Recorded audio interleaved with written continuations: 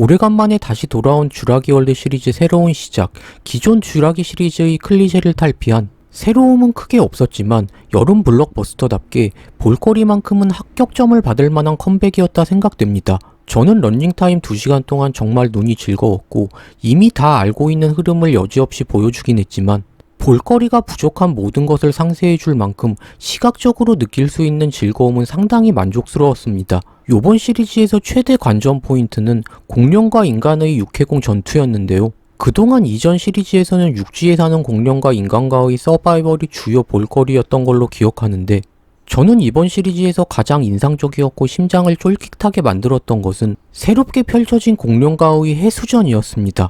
지금까지 쥬라기 시리즈에서 물속에 사는 공룡과의 전투를 비중 있게 다룬 적은 없었던 것 같은데요.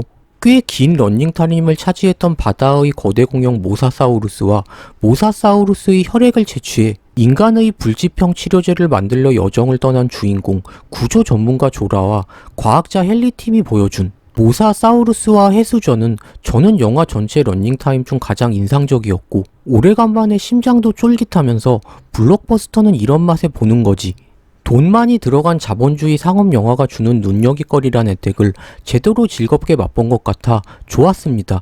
물론 요번 쥬라기 월드가 만든 돌연변이 육지공룡 렉스와 하늘의 돌연변이 뮤라톤과 주인공들과의 서바이벌도 좋았지만 요번 쥬라기 월드 새로운 시작의 하이라이트는 기존 시리즈에서 다루지 않았던 모사사우루스와 인간과의 해수전이 아니었나 생각됩니다. 해수전, 저는 상당히 새롭게 다가왔습니다. 확실히 요번 쥬라기 월드는 스칼렛 요한슨, 브리저튼과 위키드로 유명 스타가 된 조나단 베일리 같은 인기 배우들로 잊혀질 법도 했던 과거 시리즈의 셀럽 마케팅을 해주면서 다시 기대치를 끌어올려준 것도 있지만 기존 시리즈의 아는 맛 클리셰가 주는 지루함을 없애주는 방법으로 볼거리 연출에 큰 힘을 실어준 것 같습니다.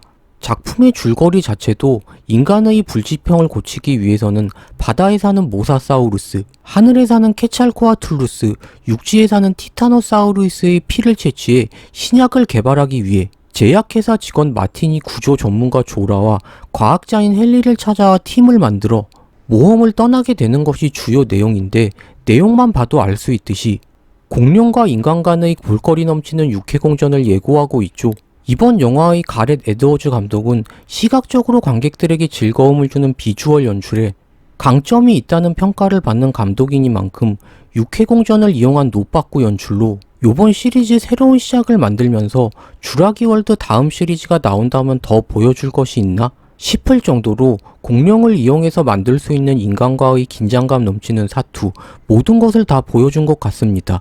모르는 맛은 아니었지만 감독의 연출 역량에 따라서 보여줄 거 다 보여준 것 같은 이 고전 시리즈가 이렇게 다시금 긴장감과 재미를 줄 수 있구나. 저는 고전 시리즈의 향수보다는 인기 배우 스칼렛 요한슨이 주연을 맡아서 이 영화를 선택했는데 결과적으로는 스칼렛 요한슨을 보는 즐거움보다는 가렛 에드워즈 감독의 연출이 영화 관람을 상당히 즐겁게 만들어 주었습니다. 좋은 점을 이야기했으니 자 이제 그럼 아쉬운 점도 이야기해 보겠습니다. 앞서 이야기했듯 새로운 시작이 공룡을 활용한 스릴감 넘치는 상황 연출에 올인하다 보니 정작 주연인 스칼렛과 조나단이란 인기 배우들의 존재감이 크게 부각되지는 않았던 것 같습니다. 극은 공룡의 피를 채취하는 조라팀과 요트 여행 중 모사사우루스의 공격을 받아 공룡이 사는 민간인 출입 금지 구역에 난파한 델가도 가족의 이야기를 교차해 보여주면서 두 팀의 공룡과 인간의 생존 서바이벌 연출에만 치중하다 보니 주연을 맡은 스칼렛 요한슨과 조나단 베일리의 존재감이 크게 느껴지진 않았습니다. 공룡이 나오는 영화에서 공룡을 활용한 연출이 중요하긴 하지만 크리스 프렛이 주연을 맡았던 2015년 쥬라기 월드와는 사뭇 다른 느낌이었습니다. 이전 쥬라기 월드에서 크리스 프렛은 오토바이를 타고 랩터라는 육식공룡을 조련하는 조련사로 영화상에서 상당히 큰 존재감을 자랑하면서 활약상이 눈에 띄었는데 새로운 세계의 주인공 스칼렛과 조나단은 주연임에도 존재감을 보여주는 활약상 넘치는 시퀀스가 크게 없어 전작의 크리스 프렛과 비교했을 때 큰 온도차를 보여준 것 같습니다. 그리고 두 번째로 아쉬웠던 점은 새로운 시작 역시 기존 시리즈와 마찬가지로 인류애라는 메시지를 담고 있는데요. 여기에 대한 스토리 빌드업이 얕다는 점이었습니다. 팀장인 조라는 인류애와는 거리가 먼 사람인데요. 조라가 팀에 합류한 이유는 신약을 개발해 사람들의 목숨을 구하는 목적보다는 제약회사 직원인 마틴이 제시한 거액의 돈 때문이었는데요.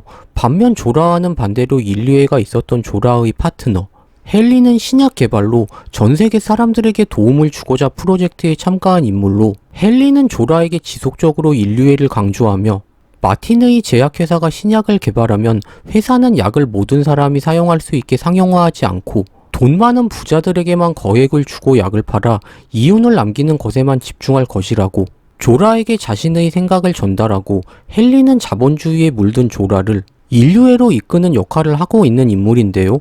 결국 조라는 헨리로 인해 올바른 길을 선택하게 되는데, 조라가 헨리로 인해 자본주의적 인물에서 인류애적 인물로 변해가는 빌드업을 세밀하게 표현해주지 못한 점은 아쉬운 부분으로 다가왔습니다.